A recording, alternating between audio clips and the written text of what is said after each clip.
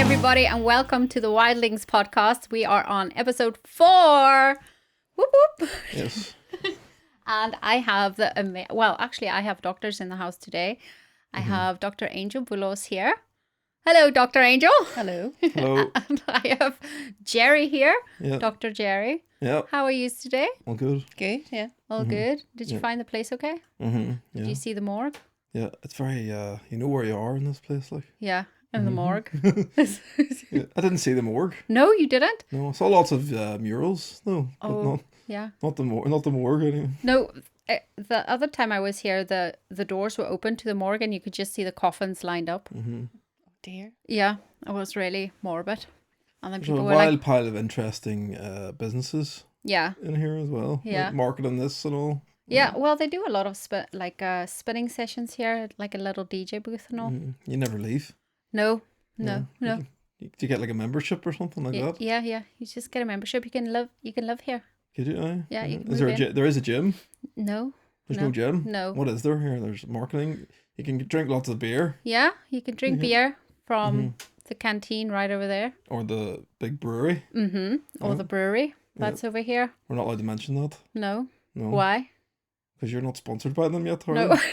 I didn't even know there was a brewery here. That was the first thing I saw. What? Yes. What? I thought you were making a joke. No. What that's brewery? I can't say the name unless Oh. they're sponsor. You have to get them to sponsor you first, and then you say you love that beer. Oh my God. Okay, here's my first question to you. What was your first shift like as a doctor? Do you remember it? I can't say that I actually remember the exact first shift. Yeah. It's sort of I don't like know, it's do sort you- of like a transition from medical student to doctor Yeah. over time, but and then the first year is definitely like learn how to take blood. Well, that's what it was in our Yeah. time. Run investigations. And it's still like that now in my job. But Yeah. a wee bit more responsibility now, but you're learning the basics. You're learning to spot what a sick patient is. Yeah. And you hope sometimes it doesn't always work. Sometimes like there's a lot of complications and stuff like that. But No basically, 2 days are the no. same. I Yeah. remember freaking out looking at someone's arm and like going white. I can't get blood out of this person. But you rehearse enough things enough times and stick around long enough. Yeah. You get you're able to be useful on the ward, I guess. Yeah. I remember my first lumbar puncture and I got it first time Mm-hmm. thinking I'm going to be pro at lumbar punctures. Yeah. And Yeah. then like the next 2 or 3, I had to get the reg, Yeah. Yeah. so What's the reg? the registrar would kind of the most senior resident doctor before your right. consultant. Yeah. Oh, right. Okay. Mm-hmm. So what is the biggest misconception that people will have about working in the A&E? Are you working in any? Do you? No, I'm a consultant medical microbiologist. Yeah. Oh, so, right, yes. Well, I think for me, so it's an infection specialty. So I think Yeah. a lot of people think I spend a lot of my time in the lab investigating pathogens down a microscope, but actually, my job's very clinical. I Yeah. see patients and manage complex infections and some of the most vulnerable patients in the hospital. And we have biomedical scientists who are the experts when it comes Yeah. to lab diagnostics, and my job absolutely relies on those results. But actually, I have a patient-facing role and very clinical. We work very well and very close together. Yeah. Your job's very different. Yeah. What's your favourite antibiotic? None of them. None of them. You need to have a very good reason to give any of them. I see a lot of my job as actually helping people not give antibiotics, probably. Well, what do you Yeah. do if they're sick? What do you do? Well, obviously, if they need them, but Yeah. I think as much of my job is about helping people not give antibiotics when they're not indicated, Yeah. as it is to actually give them when they are. Yeah. So cool moxiclav's your favourite antibiotic? No, definitely not. No. Not allowed to use very much of that. No. No. Okay, well. What's your favourite antibiotic? What's my favourite? Yeah. Well, the one that works in the patient, the one that we Yes. have done the result with the investigations on and decided that they That's needed good. it after Yeah. lots of agar testing. Yes. Yeah. Lots of we take loads of blood cultures, That's we take good. loads of urine, and we take loads of chest infection, we take loads of sputum samples, and we wait in the lab, and then we see which one the antibiotic is sensitive to, and we give them that one. Yeah. Wait, Or so resistant to. No, so- sensitive to. sensitive to. So, Angel, are people in your line of work very against antibiotics? It's not that it's not that we're against antibiotics, and absolutely, for sepsis, for example, you absolutely have to give antibiotics, but the problem is antibiotics are overused. Right. So the bacteria are becoming more and more resistant, and it's one of the biggest global issues is antimicrobial resistance. So what we need to do is use them wisely so that we have them for longer. We don't want to be in a scenario in years to come that actually there's no more antibiotics, and there are bacteria already where there's no antibiotics that work for it. So you need to use them wisely so that we have them working for longer. So kind of use your own immune system to fight an infection. So only using them whenever there's a bacterial infection. So not using them for, flu, for example. Yes. And there's lots of things that are self-limiting and will resolve on their own. Yeah. So you get the classic mum coming in with their kid and their 2-year-old who's got a bit of the sniffles. Yeah. And their mum's like, give them antibiotics and it'll sort it out. And you're like, no, just give it time. Give it time. Let the body, it's a virus, let the body fight the virus. Yeah. And that's kind of like what builds a stronger immune system then. Mm-hmm. If they don't get antibiotics, listen to me being a doctor, you're welcome. So one of my questions for you, Angel, is, and I don't know if you basically answered it, what do people misunderstand about your job as a consultant microbiologist? Yeah, it is that I'm a scientist. Yeah. I think people think I'm a scientist. Yeah. And there are incredible scientists. That's not my role on a day-to-day basis. It's really using those lab results to manage the patient's infection. Right, okay. Yeah, doctors aren't scientists, are they really? They're like, they apply science from other people who are scientists, really? I think we think scientifically and we use evidence-based medicine, so you have to understand the science and what it's saying. I know a lot of people think that all the answers are on social media or, Google or, but actually, to work out what to do for a particular patient, you need to go to the scientific evidence base. Yeah. Yes. So what made you decide to open up an aesthetics medical clinic outside of your full-time job? It started as a very kind of personal journey. I had got a little bit older, started to notice some signs of aging in my own skin, and I wanted to know, what do I spend my money on that's actually going to work? Yeah. So I went to the science, went to the evidence to see what actually works. And when I found the answers, I kind of felt compelled to share them with others. Yeah. And that's why I started Dr. Angel Aesthetics. Wow, that's amazing. So did anybody in medicine question or judge your decision to do this, or was everybody mostly supportive?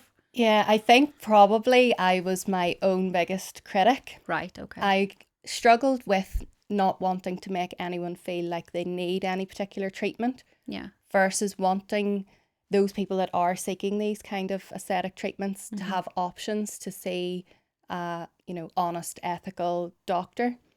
Unfortunately, it's not, and I've said this to you before, it's not the safest or the best aesthetic doctors that are the most successful. It's the ones that are best at marketing themselves. And Name names. I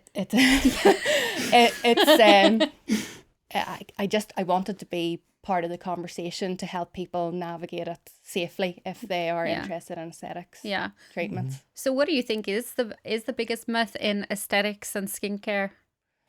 There's so many. There is so many. Probably, and it's a really simple one actually, there is no such thing as a healthy tan.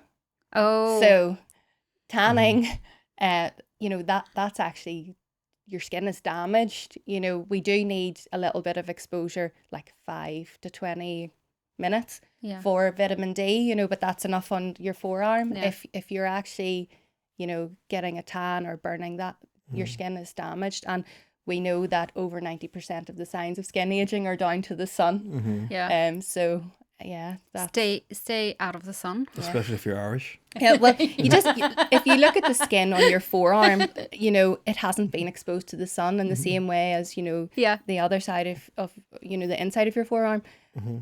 You've never used an expensive cream there, or well, most people haven't, and it's some of your best skin, and it's just because it hasn't had sun exposure and sun damage over the years. It will be difficult to explain that to people in South Africa because they're out in the sun 24/7. Like that's the way I grew up. I grew up in the sun all the time. Like that's where I spend most of my childhood. So that must be really difficult for parents as well in different countries. Here, I think it's easier because you have the whole winter where people are like basically sheltered. But we miss our vitamin D here. Like you have to take vitamin. I haven't taken any vitamin D in ages. Like I can feel it. I can feel the difference on my mental health when I'm not in the sun. Yeah. When even when you turn the lights out in the room. Yeah. You feel depressed. Well, that's a like seasonal affective disorder. There are special lights for that. But like there is. Yeah, there is. Yeah, people have them at their desk. Yeah. Oh, the lights. Yeah, you do. You can buy a light on Amazon that you sit in front of. So, how do you balance aesthetics with patient expectations? Because I think that might be really, really difficult.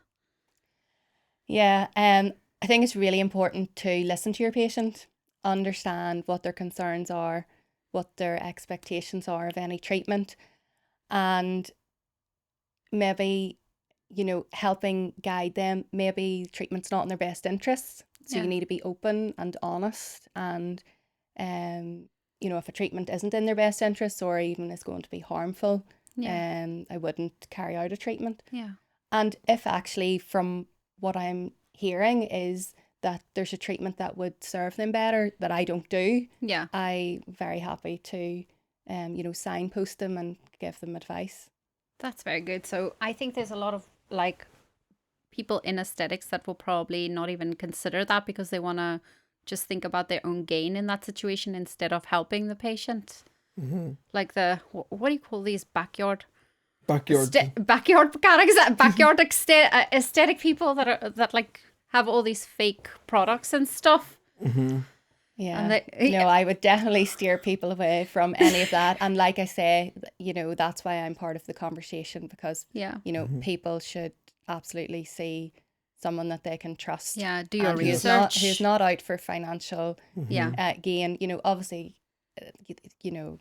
you have to consider that in a business model, but at the same time, I'm always thinking in the best interest of the patient. Yeah. Is there like a regulatory thing in aesthetics? Is there like a... It's really, I don't know how much I should say, but it's really unregulated in the UK. Actually anyone can inject things. Someone is prescribing it. If it's genuine product, someone who is a prescriber is prescribing it, but actually anyone can inject it. And I think it's going to get better. They are going to regulate it more. There's a bit of noise around that. But at the minute it's like you hear stories sometimes people coming in the A&E and one eyebrow's not raising up. Oh dear, and there's really nothing you can do about that other than sick weight. Yeah, well, if they don't have full-blown botulism, yeah.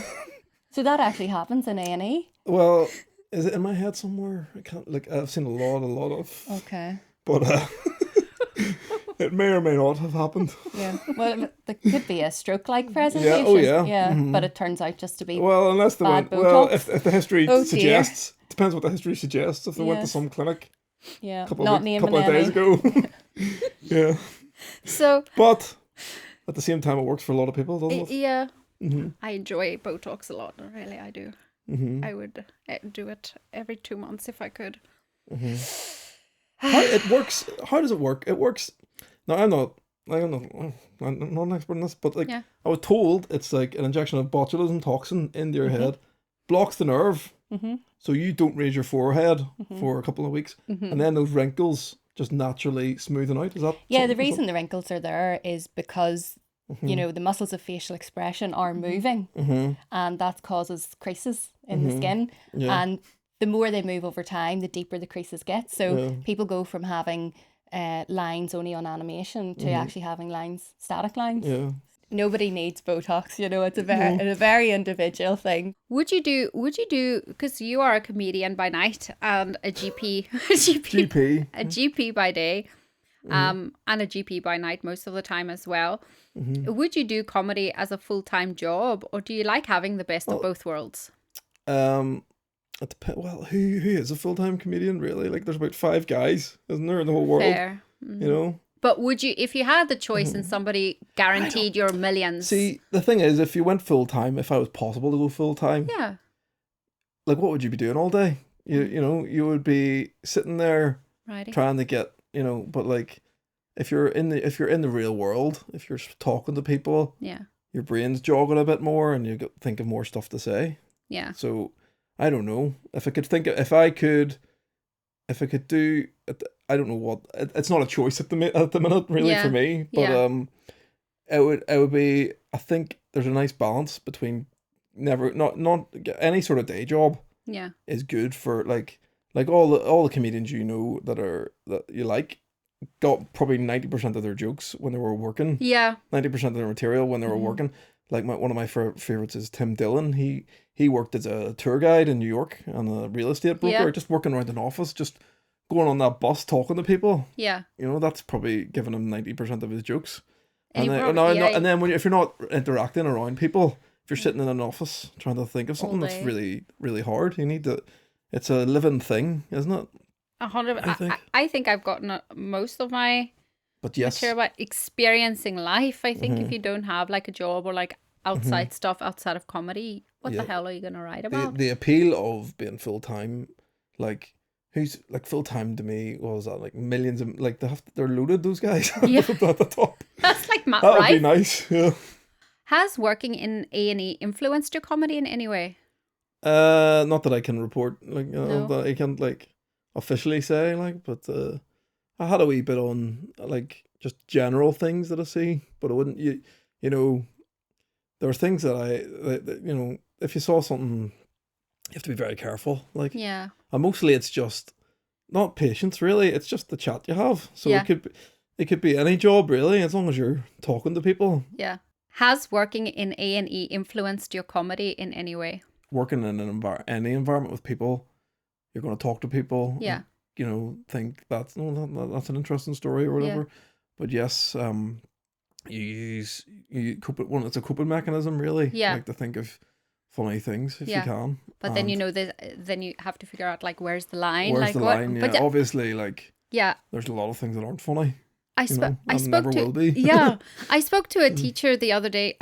She's quite a big comedian, Bron Lewis, in Australia, and she told me to write about my job because I'm a care worker. Yeah.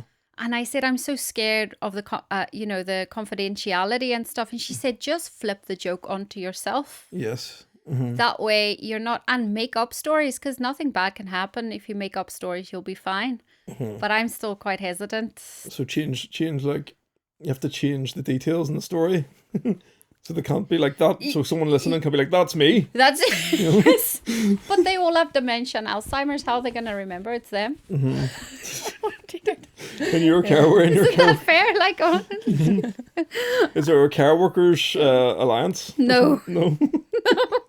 Oh yeah, not definitely. That I know of. The stuff you've told me before, you could definitely talk about that. Like, it makes me laugh. Yeah. Well, I'll have to think about what I would do. I've been just too scared to write about any of it. I think people don't want to hear, like, people want to hear that more than people want to hear what you do, who you are, than just some one-liner that you thought, you know, some quippy one-liner. Quippy one-liner. If it's not identifiable, you know, You're and relatable, if it's something very general, you know, if you were, you know, telling a joke and there's no way you could tell who it was, then I think that's okay. Yeah. Like if you safe. Yeah, if you make I made jokes about like what I see in the waiting room. Yeah. Like, people I see in the waiting room. You have one joke that I absolutely love, but I won't give it away here. But like, that's generic and it's no one really in particular. Yeah. You know. So I'm gonna move over to the pandemic and pressure department of the questions. That was your Super Bowl. This wasn't it? might The be very pandemic? triggering for you. Well, I didn't realise it was going to be. Yeah. I mean, I became a consultant in November 2019. Wow. And early into 2020, we were really, you know, preparing for the pandemic. And as you know, like, the NHS was already under huge pressures, and the pandemic just, you know, compounded that. And there was lots of stressed staff and sick patients, and all the while everyone had their own families at home. I had 2 small children. My boys were 5 and 1 at the time, and school shut, and my husband is also a key worker, and there was definitely no homeschooling. I was also on wards with COVID, and I was petrified that I would bring COVID home to my family, and didn't see my parents for a couple of months, actually. But I do think there was some good, not good things because of COVID, but you had to learn to be resourceful, and the personal relationships with colleagues, you realised how strong those kind of relationships can be, and how vital they are whenever you're dealing with really constrained times. And I'm really lucky, the team that I work in, the infection team I work in, they're all fantastic. That's brilliant to hear, especially when you're under so much pressure and stress. Oh my goodness. Were you gowning up every day, or was it just mostly lab work? We had to get the machine to actually test for COVID, so I don't want to go into too much detail, but I was involved in getting the first testing machine, and then we were working out how we keep all our staff safe, making sure that we had enough PPE in the right places, and then round the wards, making sure the staff were safe, and I think that was a really tough part of it, because you're not just thinking about the patients in that scenario, you're thinking about the staff, and obviously the trust has huge numbers of staff. So what would you say for yourself, Angel, was the most, and this is such a broad question because there was probably so many aspects, but what was like the most overwhelming aspect for you of the pandemic as like an individual, being a doctor? You were maybe having to think about, what are we going to do if we don't have enough, oxygen, for example. We never thought, like when we were in medical school, if you thought you were going to have to think about those sorts of questions, that it's really difficult, and because the NHS is under so much pressure, you want to do the best for every patient, and that's kind of how you were trained, and sometimes resources are so stretched that even with the best will in the world, there's just not the resource that you would want there to be. So I think that moral injury that you then have can be quite tough. But that's where I think when you work in a strong team that are looking out for each other, it keeps you going. And there's light at there's light at the end of the tunnel. Gerry, what were you doing in the pandemic? Were you still studying? I'm still studying at the minute, but I was training in England at the time. That must have been really tricky. It was really weird. Like, if you remember the start, it was like about February, March, and everyone was like, heard this thing happening in Europe, but not here yet. And it happened. You probably had personal experience with it first before you actually got to your lab. I remember. So I was symptomatically. I was in Scotland. I went to see a random rugby match in Scotland. I don't even like rugby. I saw them play France. And that was where patient 0 was in Scotland. And I was a French guy, a French fan. And I was sitting right beside there. And then a week later, I started getting this cough. Oh, no. As Boris Johnson was saying, if you have a cough, call in sick to work. And I was like, like that. Oh, crap. And then I called in and I had to isolate for a week in work. Yeah. That was my... So I was like... And who knows what I had, but it probably could have been. But testing wasn't even done then. Yeah. And then I was isolating for a week, got a really bad cough. It was really bad one, but didn't need to go into A&E or anything like that. But then I was doing my anaesthetics ICU training, and everything just stopped. And it was like but backs to the wall sort of thing. Yeah. And we all had to put on our PPE and help with like putting people on ventilators and things at the start. Were you kind of thrown into the deep end, like learning quicker, learn fast? I was still junior training, so we were very much just. There was a consultant there, and we were just doing what they were saying, And it was all very mysterious, and no one really knew the best treatment plan in the early days, and then, things were evolving so quickly. Yeah. So that in itself, just keeping up to date with, you know, all the latest advice and guidance, that was and the a job in pylon itself. the pylon of everyone saying I know what to do. Oh yeah. Led to a lot of confusion, and like I remember going off I remember I had to go off to this hospital and say goodbye to my girlfriend, and I felt like I was going to World War III or something. Like I didn't know, no one knew what was happening. What was going on? We thought this was horrendous, and it was horrendous for a lot of people. Yeah. But we really thought it was like some sort of movie, some sort of what are we facing here? Yeah, I saw It felt like wartime. It felt it felt like we were getting recruited into something. That crazy. must have been really stressful, because I saw like video clips of doctors like camping in their garage to isolate from their own family so that they can go to their work shifts back to back. Do you think the pandemic in some way made you better doctors now? There's a bit of, you know, you think I have had every problem. I've had to face every problem and find solutions. So you sort of feel like surely there's nothing else, well, other than the next pandemic. Yeah. Hopefully not. You know, so there's something in that. And like I say, you realise the strength in harnessing relationships. Yeah. And how strong that can be. Yeah. Is burnout inevitable in medicine? Probably. Like, we're probably burnt out right now. Yeah, you're probably like wrecked right now. Yeah, I think in and out of medicine, you don't even know it. Yeah. A lot of people get burnt out, but I think I'm getting better at this. So I'm getting better with kind of setting boundaries and carving out time for things that make me feel rested and grounded. And I think doctors are probably good at, you know, having interests or outlets that kind of keeps them, but that's good for your mental health.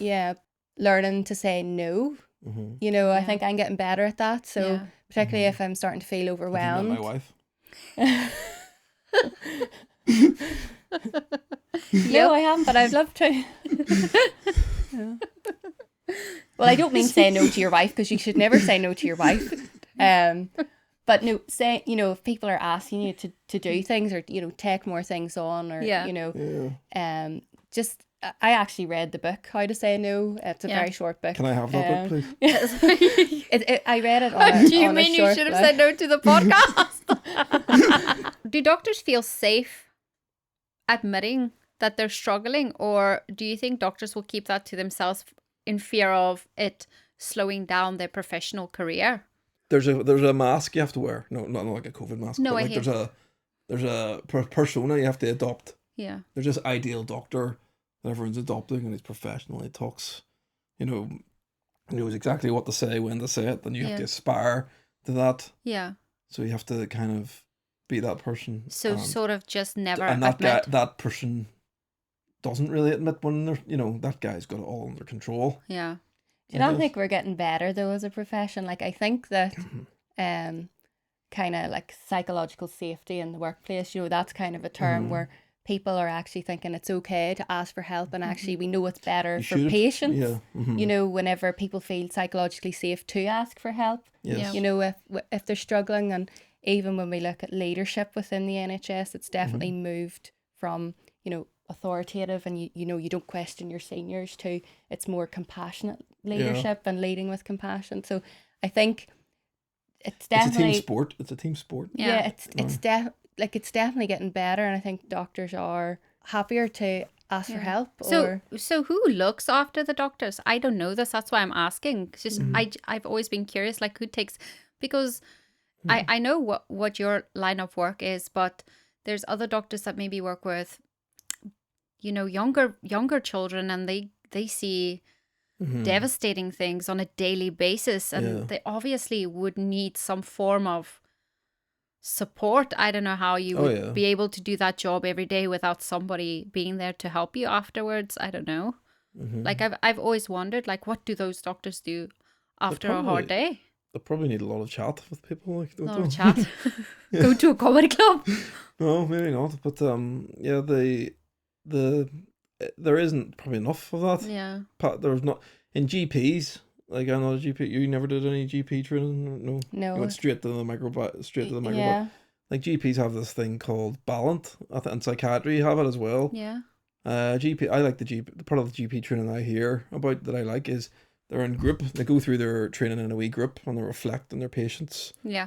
And they understand a lot more about themselves by the end of their training as well. Yeah. And that some of those groups continue on when they're qualified as well, and they're still reflecting. And I think that's a great idea, and I think it should be in more specialities in medicine and in other occupations too. Like, yeah, So that's pretty support. So there is like a form of support, definitely. If you work in a chocolate factory or something.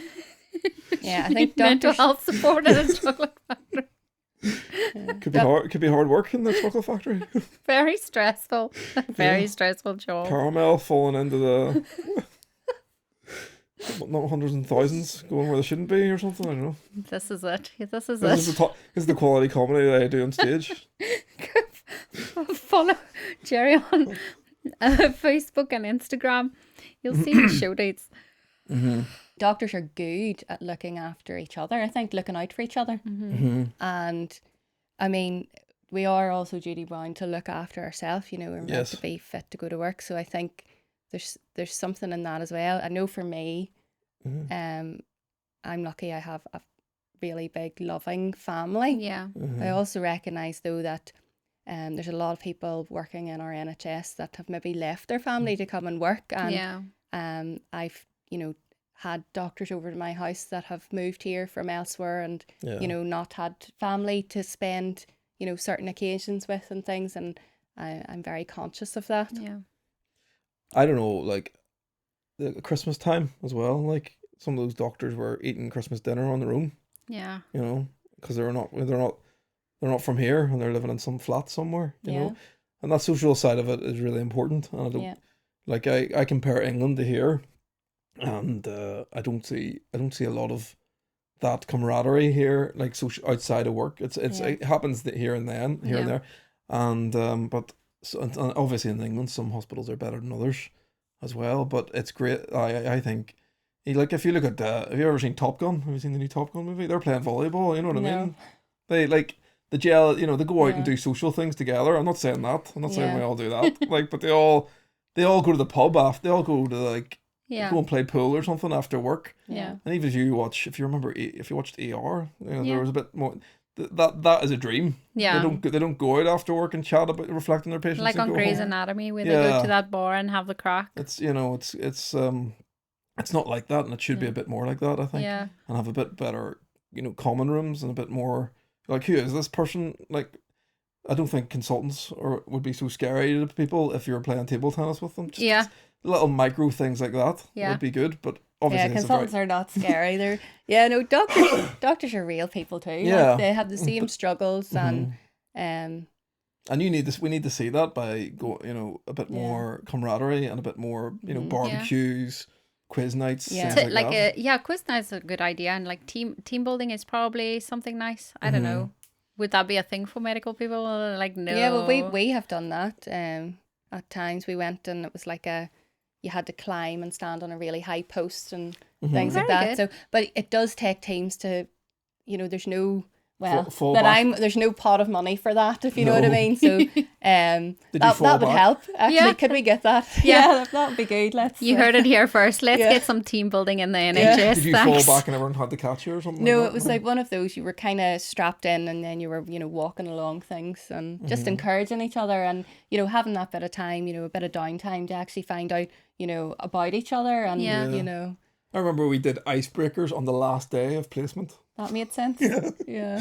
Maybe we should do this for comedy. Have a nice team building night. Mm-hmm. Team building weekend. Everybody go camping. It's called the Gong Show. No. That's soul destroying. Yes. Especially after the last gong I saw you in, Gerry. Yes. That was good crack. It was the funniest thing I've ever seen in my life, probably. That was good crack. Yeah. What is something that people come to the A&E for, Gerry, that isn't actually an emergency that you see quite often? Other than their bad Botox. Yeah, other than their bad Botox. Well, there's like most people like gets triaged, and Yeah. you know, I saw all the people I saw today. I was worried about enough to speak to someone else about them, or right, do okay. some bloods. Yeah. Usually, if you are in A&E and there's nothing really seriously wrong with you, Yeah. the wait is so long that They just you just leave. be like, you know what, I'll go see my GP. Yeah. Yeah. So, but like, if there's something, you know, I don't like, everything could be something. Yeah. You know, we're told in A&E, like, my attitude in A&E is, what's the worst that could happen here? You Yeah. know, when you see a patient, Yeah. like a 10%. Is there a 10% chance of that being that thing I'm worried about? Something. Yeah. That's a risk you don't take. You know, in A&E, a 1% chance. Yeah. You have to think. You know, everyone has nightmares of, you know, sending someone away and something's happened to them. Yeah, so you have to take everything seriously. Yeah. And a lot of the time, but there is statistics, like a lot of you have to, like a typical A&E waiting room, there's only about 30% of people in a typical A&E waiting room. Don't quote me on this. Okay. But like only 30%, you know, you could Yeah. send potentially 70% home of the people in an A&E waiting room with plans for their GP, stuff like that. Yeah. In general, you know, coughs that be going for a week and you're obviously fine. Yeah. That's a GP thing, maybe. Yeah. Or would get a chest X-ray, wouldn't we? Or you know, abdominal pain with normal observations. Yeah. You know, and it's been going on for a while and they're fine. You know. Yeah.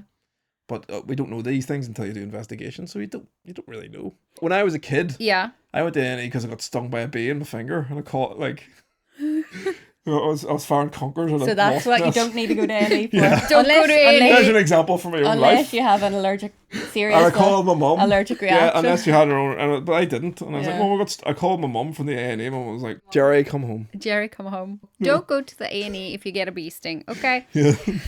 So, Angel, is it vain to care about signs of aging or pursue medically supported weight loss solutions? What do you think about it? I think that everyone should be free to make decisions about their own body without judgment. Mm-hmm. Some people like the lines and wrinkles that appear on their face as they age, Yeah. and they think it tells their story. Yeah. Other people start to feel like they don't even recognize themselves anymore and just want a refresh. Yeah. And that's okay too. Yeah. And I think people should just not shame one another for having differing opinions. Yeah. I mean, when it comes to medically supported weight loss management, obesity is a disease, and people should have access to evidence-based treatments. Yeah. In the same way as if it was any other disease. Yeah. I agree. I think it's You do you. yeah, you do you, boo. Whatever makes you feel good and whatever brings you joy.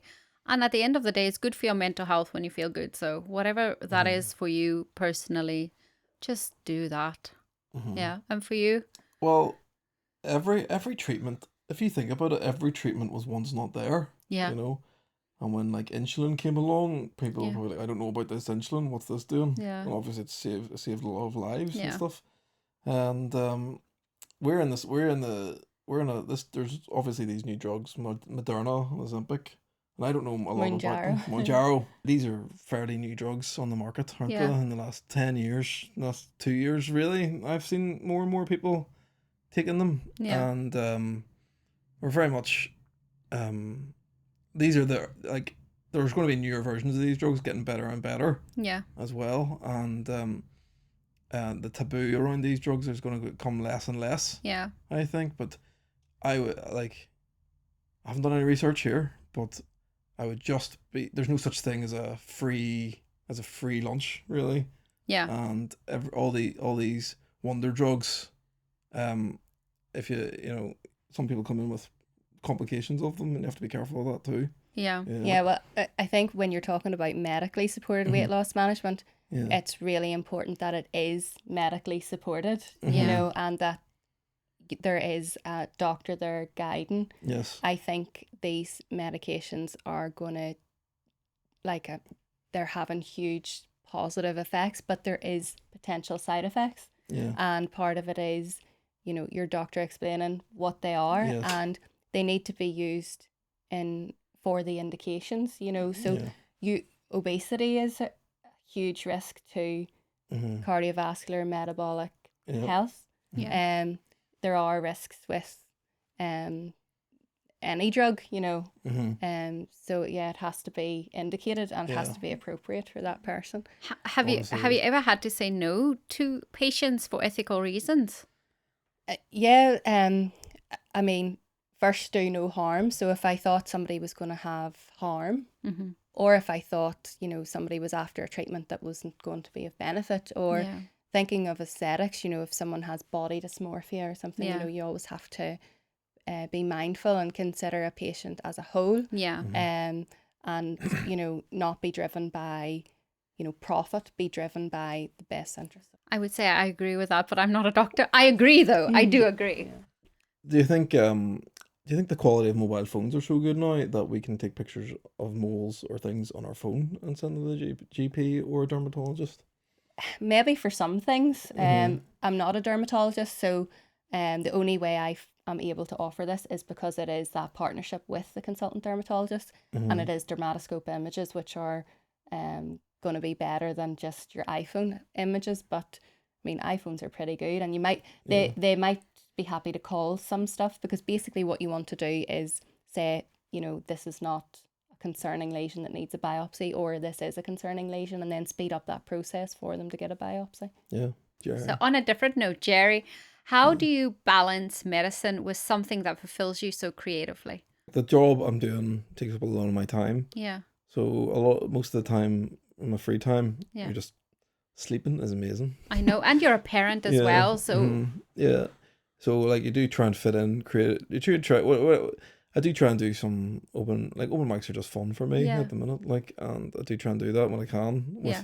If anyone would have me, if I haven't burned all my bridges and all the open mics around Belfast. No, I don't think you have. I think you've been on a decent amount. I love I don't actively really. You should be like, if you're trying to do that properly, you should be trying to think of things, but that doesn't happen. If I thought of something, just write it down and maybe just rehearse it or something. Like, it's very cringe talking about what you're doing. Like, I know. It's very cringe. The whole thing's cringe. I know. The whole thing. Yeah, it's embarrassing. Like, I don't really want people to see me. Yeah, it's like peeing in front of someone. I was like, I'm gonna do, like, if I had to have a show, I was gonna be like, parental advisory: if you're my parents, don't come to this show. 100%. It's the worst idea ever. If I saw someone I knew in the audience, I don't think I wouldn't get on stage. No. Or, you know.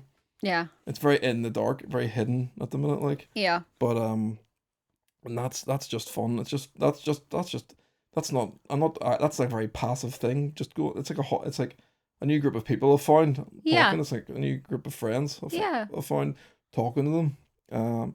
Whether it's creative or not, who knows? But that's how that is. It brings you joy. Yeah, my life at the minute would be work, family, and going to meeting these people in the open mic scene. Yeah. And I like a wee bit of the gym as well. Nice. If I can, yes. That's a nice balanced life. I think you're doing a good job taking care of yourself. Find out. Yeah. See if I'm here in a few years, Roleen. So, Angel, do you ever feel guilty for prioritizing something outside of medicine?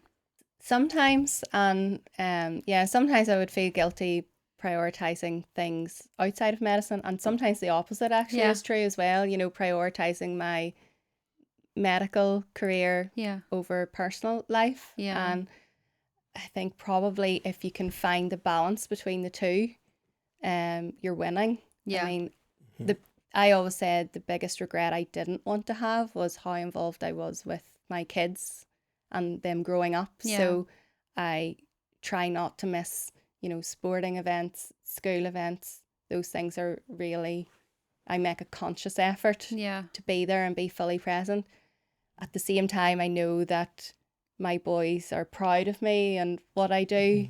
And I can see that, you know, they already, you know, have thoughts about, you know, things that they want to achieve personally. So, but yeah, I think you do find yourself having guilt. You know, you want to do everything well. Yeah. And when you can get the balance, and I don't always get the balance right. But I think you know, if you can most of the time, that's success in itself. Yeah. Have you raced at Sports Day? Have you been? Oh yes, and I usually win. Yes, it's very competitive. I take it very serious. No doubt. Like. Yeah. Depends who you ask, but yes, I would say. I can't wait. I can't wait for sports day. Like, Yeah. What would you say to someone scared to pursue two passions at the same time? I'll start with you, Angel. I would say you absolutely can have more than one passion, and to be passionate about something is definitely good for your well-being. Don't put yourself in a box and stay in it. Yeah. You know, if you want to try something and it energizes you, Yeah. you know, like my business energizes me, and if I stopped enjoying it, then, you know, I would have to think again. But, you know, definitely follow your passions. Yeah. James, actually, one of the comedians, said something interesting the other day. He said, some people say they just got to quit something when they're not enjoying it, but you don't need to quit. And you can just take a break. Take a break, reset, and then just go back to it. You don't need to draw this hard line under something that used to bring you joy but now doesn't. You can just take a break. It's like I had piano lessons growing up as a kid, and like I quit the piano. Yeah. But if I was just told, just chill, just enjoy it, bit, you know, and who knows, you could be playing the piano today. There there's nothing stopping me from like enjoying learning to play piano again. Yeah. You know, that's what I think. Yeah. That's why I think like what James said really did resonate, because it was like we sometimes want to put these hard boundaries on things when we're sick of them, but you don't have to. You can just there's almost like a culture of, if you're not, like in the school I went to, if you weren't good at rugby, just don't do any sport at all, because you're not going to make it. And that's not the point. The point, you can still go to the gym, you can still play casual rugby or casual sport and enjoy yourself, still get a lot out of that. Yeah. So it's well. like, if you can't become a doctor, just become a vet. No, it's actually, is it harder to become a vet? Is it? Well, there's less guinea places. pigs and all. Guinea pig anatomy, tiger anatomy. All No that. way. Yeah. What? You have to learn them all. Oh no, there's no way you can learn every animal's anatomy ever. But there's probably a lot more to learn becoming a vet. Did you ever watch? You weren't here, but there was a show called Vets in Practice. Oh, nice. You remember that one? No. It was all these. It was like followed a bunch of vets. Oh. On their way through vet school, and that's no joke. Like. Okay. That's not... I didn't know that. I thought becoming a vet is not as stressful as becoming a doctor. Yeah, it would be. I would say it would depend who you ask, but I'd rather tell. The stakes aren't as high. Oh, here's all the vets gonna hate you now. I don't know. It's easier telling someone their guinea pig has died. Yeah. Probably.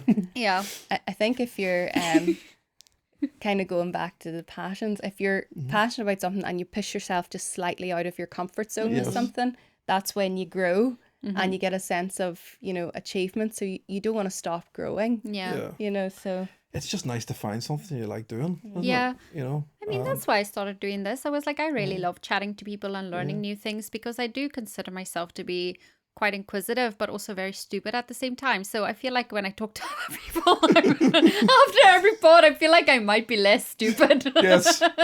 You're going to be a genius, but you're going to be like... I'm going to be so wise. Professor. No, it's just... I don't know. I really love learning from other people and hearing their stories, and just what ways they found help them to grow as an individual, and maybe sometimes take whatever they've learned on board in my own life. I don't know. I think that's what life's about. It is about growing, evolving, and changing. I don't know. Probably if you're thinking of a question, other people are thinking it, but they're too afraid to ask it. Yeah. I'm not afraid to ask questions or to look stupid, because I don't know everything, obviously. I don't obviously. See when someone, like, you ask someone a question and they go, "Good question." Like that. That's not a good question. It's not a or it's like they've been on a course and they've been like, yeah. They've been on a course and they've been like trained to say good question to every question. Yeah.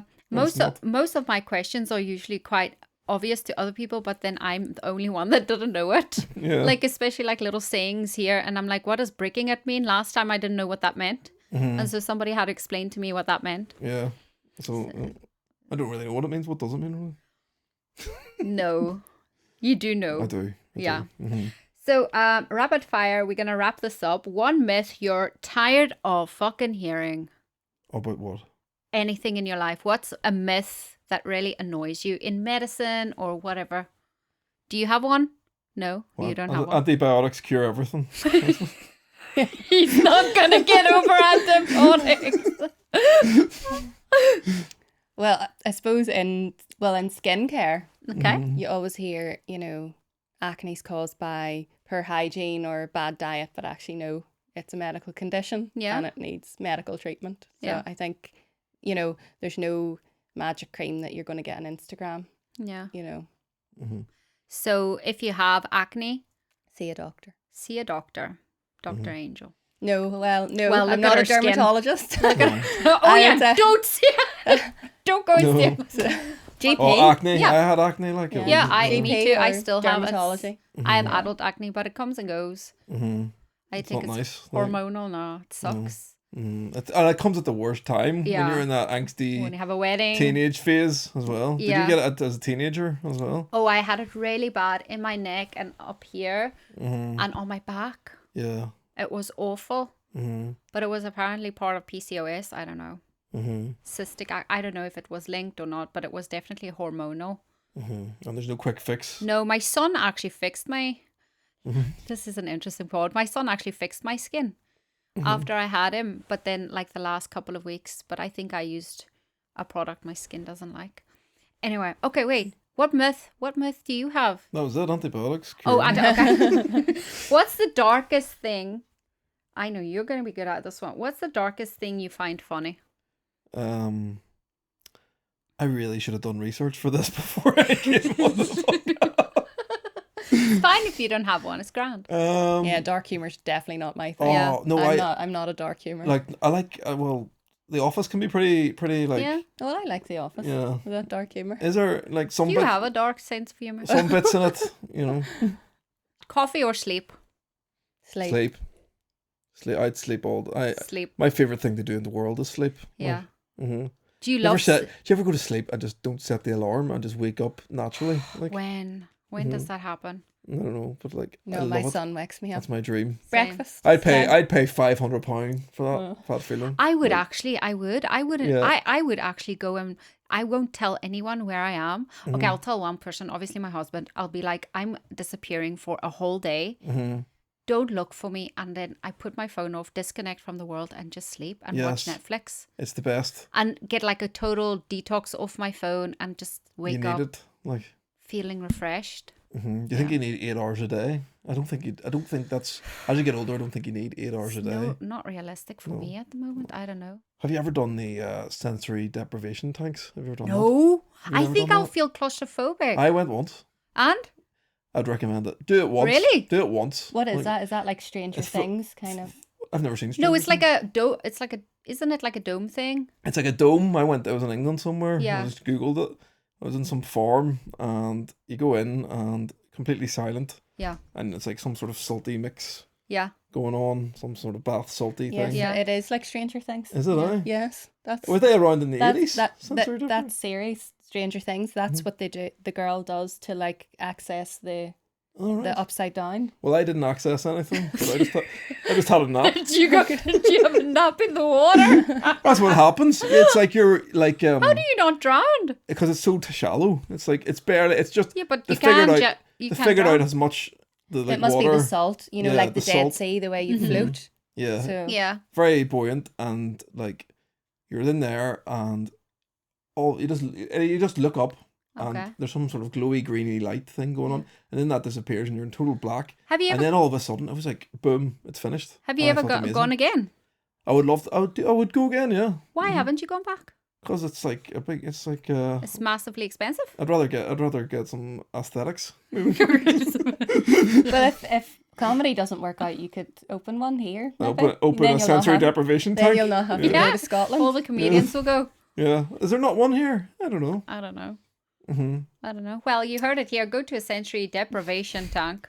What? At least once where in your you life. get deprived of your senses. But you know what else? It's just like being in a way. It's just like being in a bed. I personally feel like it's like being in a coffin.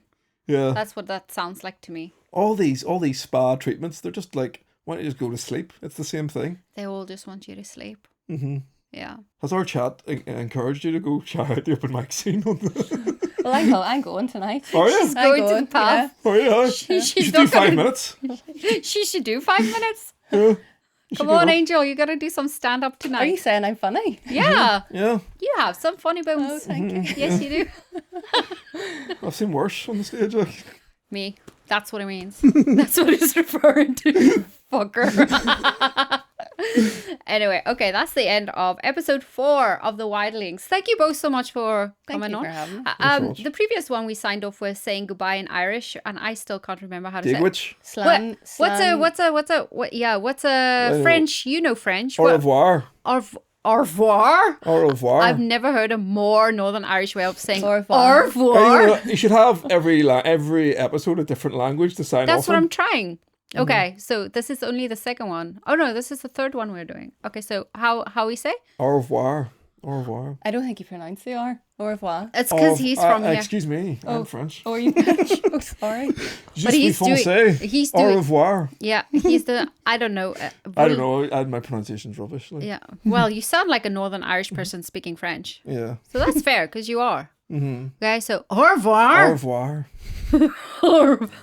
Come on, AJ, you need to try. Okay. 1, 2, 3. Au revoir. Au revoir.